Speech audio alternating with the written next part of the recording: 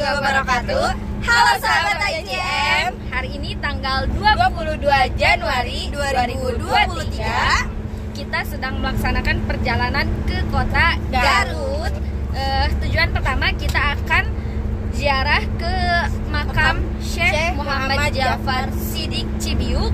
Beliau merupakan salah satu tokoh penyebar Islam yang ada di Garut, Jawa Barat. Jadi let's go. Let's go.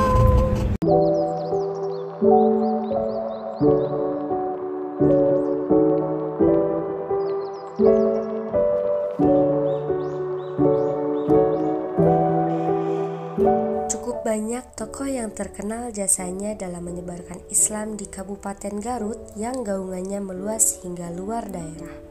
Salah satunya adalah Syekh Jafar Siddiq asal Kecamatan Cibiuk yang juga dikenal dengan sebutan Mbah Wali Cibiuk.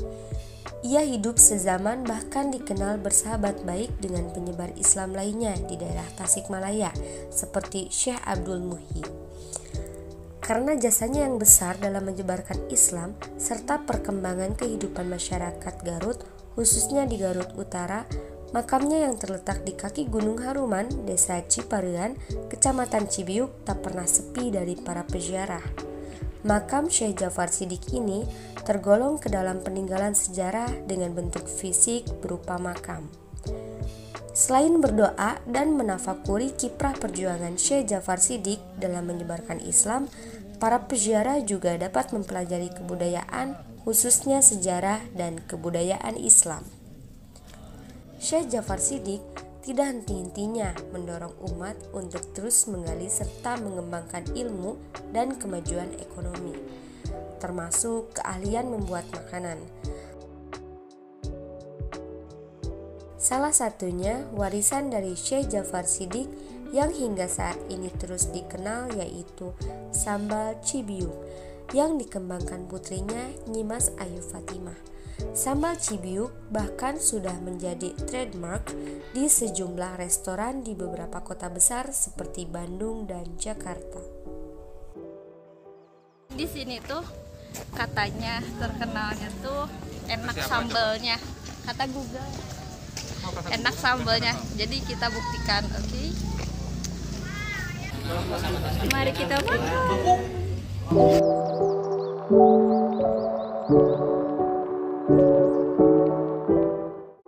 Halo sahabat ITM. Jadi hari ini tuh setelah tadi ke ziarah, selanjutnya akan ke Kampung Naga ya teh? Ya. Yang berada di Tasikmalaya. Nah, oleh karena itu sekarang tuh kan udah jam 11.45 ya, dimana waktunya untuk sholat zuhur. Nah, maka dari itu kita untuk prakteknya itu sholat zuhur dengan di jamak qashar. Nah, apa sih jamak qashar itu? Gitu. Jamak qashar adalah jamak yang diringkas atau disatukan pada awal waktu ataupun akhir waktu. Nah, kita baru aja istirahat. Kampung Naga itu kampung itu perkampungan. Naga itu sebetulnya cuma singkatan doang. Naga itu Nagawir, ya kan? Nagawir. Jadi kita lihat aja Kampung Naga.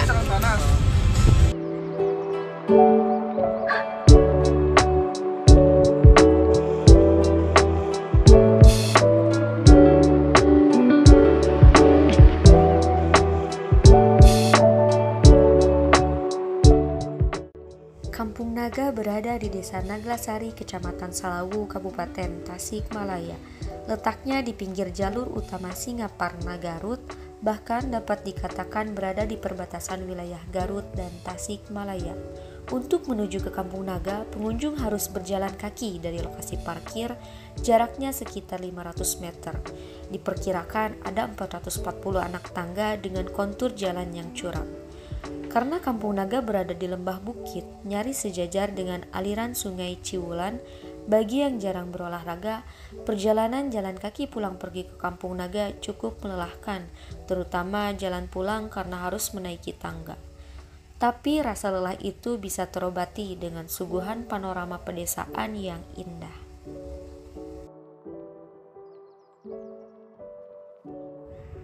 Kali ini kita sudah sampai di Saung Lisung. Kita kan sebelum maju sini mangga. Sebelum kita ke pertahanan kampung, sebelum mengenal tentang misalnya garis besar, sambil lewat gitu kan, mungkin saya memperkenalkan di sini ada salah satu tempat numbuk. Ini yang disebut Saung Lisung namanya. Nah ini lisung. Nah ini halu yang dipegang sama Pak Haji. Terus ini jublek namanya. Terus di sini untuk warga Kampung Naga, proses untuk menjadi berasnya kan di sini masih ditumbuk. Soalnya di sini untuk masyarakat Kampung Naga yang mempunyai mata pencarian pokok bertani, bercocok menanam padi, dan di sini masih menggunakan varietas padi lokal dalam 1 tahun 2 kali panen. Jadi jenis padinya bertangkai, ya, yang diikat namanya ikatan satu endan. Kalau 2 ikatan namanya 1 geges gitu kan. Terus proses untuk menjadi berasnya seperti ini ya. Di sini lisung itu mempunyai 2 lubang. Ini lubang yang besar, yang ini panjangnya besar. Ini untuk melepaskan padi dari tangkainya, namanya muguran kalau bahasa Sundanya. Sudah lepas, dipindahin ke lubang yang kecil, ini yang bulat. Ini untuk melepaskan kulit padinya, ya, namanya ngasakeun gitu kan. Jadi menjadi berasnya di sini di lubang yang kecil. Terus kalau menggunakan tumbukan seperti ini, semuanya tidak terbuang. Untuk tangkainya aja, orang tua dulu di sini ini tidak dibuang, dibakar, merangnya digunakan untuk peramas rambut. Tapi sebagian orang tua yang sekarang masih ada yang menggunakan gitu kan. Tapi ini juga selain bisa untuk sampo ya, sampo untuk rambut, ini bisa digunakan untuk bahan pengawet. Soalnya di sini di kala warga Kampung Naga, di kala ada syukuran, di sini kan selalu bikin ketupat, jadi mengawetkan dan melegitkan dan mewangikan menggunakan merang ini, menggodoknya, disaring lagi yang udah beningnya gitu kan. Itu bisa melegitkan dan mengawetkan, itu kayak pijer lah, mengawetkan nyampe 4 hari nggak basi. Jadi menggunakan seperti ini. Terus dedek padinya di sini kan untuk memisahkan berasnya, beras ini udah lepas ya, udah ngasak udah matang. Di sini untuk memisahkan dedek padinya dan berasnya menggunakan ini biru namanya kalau di sini, tampah cuman yang kecil. Terus di situ disaring lagi sama tampir itu untuk posisi itu kan kalau misalnya dedek padinya terbuang ke sana, ntar kan untuk pakan ayam dibawa lagi dan dipasak lagi nanti untuk pakan ayam. Terus kulit padi yang kasarnya yang namanya huut gitu kan, huut ada huut lembut, ada huut kasar, terbuang ke empang ini ya, lisung K2 halu namanya. Di sini tidak terbuang ya. Ya makanya di sini tempat numbuk selalu ada di atas empang. Kenapa? Soalnya kan dedek padinya supaya pas terbuang ke empang bisa untuk pakan ikan juga. Nah, terus manfaat juga. Terus misalnya di sini ini tahu ini yang kecil-kecil yang pecah gitu kan. Namanya tahu ya murang kali beas gitu. Beunyeur. Upami di kota mah motos teu aya beunyeur teh. Nah upami di mah kadang-kadang seueur kange lanong atanapi kange pengobatan diabetes atanapi ya seueur nu nyari, soalna upami kange tumbukan mah kan sapertos bakatulna masih nyonong gitu. Bete sareng kange ngagunakeun heuleuran gitu.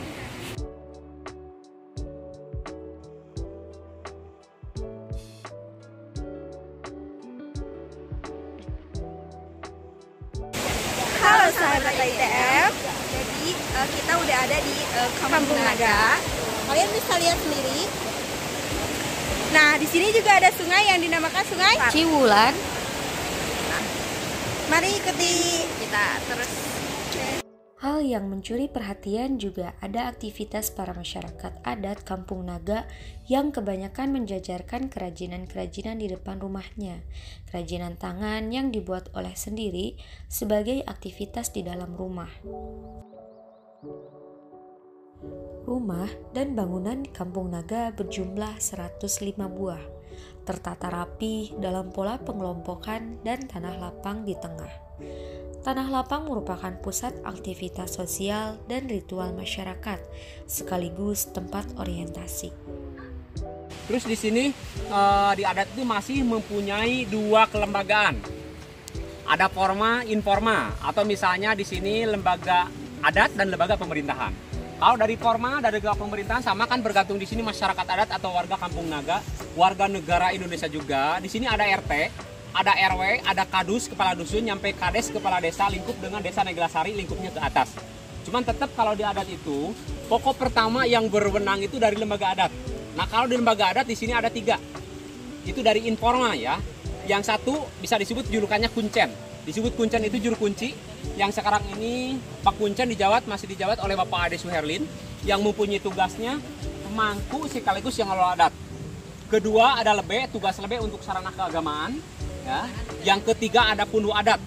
Tugas pundu adat yang mempunyai tugas itu ngurus laku meres gawe. Dalam artian moime warga. Terus yang 3 tadi, kuncen, lebe, dan pundu adat jabatan pun secara garis keturunan. Secara turun-temurun kadang-kadang nyampe seumur hidup itu selagi mampu dan itu keturunan laki-laki. Tidak terdengar ya. Kalau ajan kan secara manual tidak ada speaker. Di sini menggunakan beduk dulu.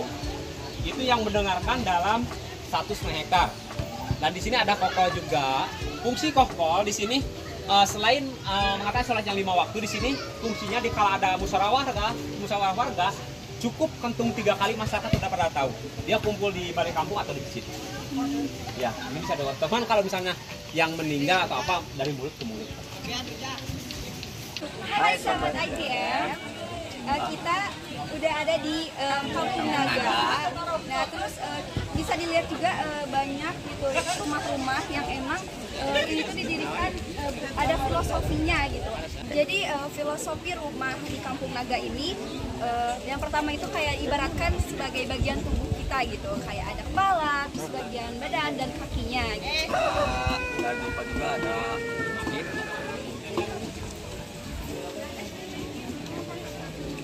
Nah, jadi rumah itu tidak boleh lebih besar bangunannya daripada masjid. Kali ini kita juga mendapatkan kesempatan untuk melihat ke dalam rumah. Mangga silakan lihat ke dalamnya, ini ruangan dapur. Sampurasun. Iya, Betul? pinter rampes. Ya mangga silakan lihat ke dalam dapurnya, mangga. Itu kebetulan ibu lagi masak. Assalamualaikum. Silakan mau ke Ibu punten ya. baru pertamanya. Biasa awal nama gitu Asyaf. Ya ini lebih bagus mun pagi mah kabut buatan ya. Iya ya. Silakan supaya ini tahu di dalam rumahnya. Nah ini ruang keluarga ya, ruangan tamu. Ini dulunya Pak Kuncen ya, meninggal ke 90, sekarang turun-temurun ya. Pak Sherlin itu termasuk turunan ke anak laki-laki. Jadi Mang itu sebagai sampai sekarang udah turunan ke berapa Pak? Soalnya itu ya generasi keberapa, soalnya kan semua hidup itu tidak ada yang menyatakan tahu 6 kali atau 7 kali kurang-kurang ini gitu ya. Bukan untuk jabatan itu siapa boleh menurut bukan enggak itu berkaitan dari itu harus karena laki-laki, tidak boleh ke perempuan dan tidak boleh ke mantu. Nah ini alam jeung zaman kaulaan sawealikeun dalam artian kita sekarang zaman modern ya, tetap kita amini budaya warisan dipertahankan. Nah ini juga ada motor tulisan Sunda Kaganga bisa mungkin mengutarakan. Nah ini selalu lain doksakeun tapi rawatin jeung hormatin. Nah salah satu TV hitam putih pakai aki seperti ini. Nah, tapi tetap kita ngamininya boleh punya HP, TV, radio, cuma casnya keluar gitu ya. Kalau penerangan ini kalau 1 malam 1 liter 1 malam 1 liter ini bisa penampungan di pompa, ini buat penampung udaranya, gasnya, dan ini buat pengaturan ini perang atau redupnya. Nah ini jadi ini mah gak bakalan hilang, soalnya di sini gak bakalan lima jauh ini bawa bahannya ini dari bisa perunggu, bisa kuningan, bisa ini apa semega ini ada.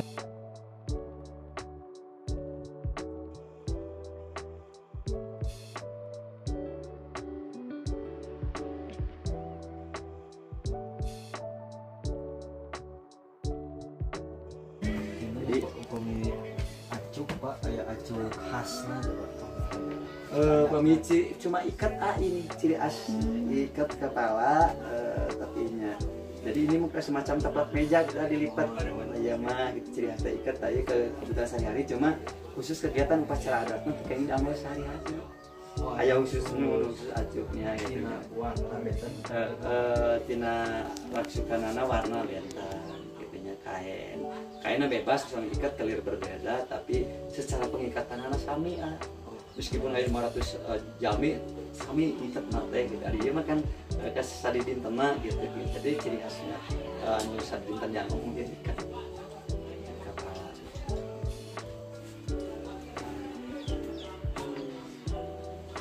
Semuanya beratap ijuk dengan bangunan berbahan kayu hutan. Bangunan rumah panggung ini ditopang oleh batu sebagai pondasi. Meski sederhana, namun ventilasi berupa jendela membuat rumah memiliki sirkulasi udara yang cukup. Selain itu, terdapat sumber air asli atau cai jadi, sebutan bagi orang Sunda, air yang langsung keluar dari tanah sumbernya. Sudah diuji oleh laboratorium dan terbukti memiliki kandungan mineral yang sempurna. Halo Sobat ITM, sekarang kita menuju perjalanan untuk pulang. Dan sekarang ini kita harus menaiki Anak tangga yang sangat banyak. Kayak ini anaknya kayaknya ya. Kalau tadi mungkin masih anaknya ya teh. ya masih anaknya. Nanti cucunya nggak tahu sih ada apa nggak di depan. Let's go. Oke. Kalian tahu nggak sih guys, di sini ada anak tangga berapa? 440. Bayangin, gimana capeknya. Tapi tetap semangat 45.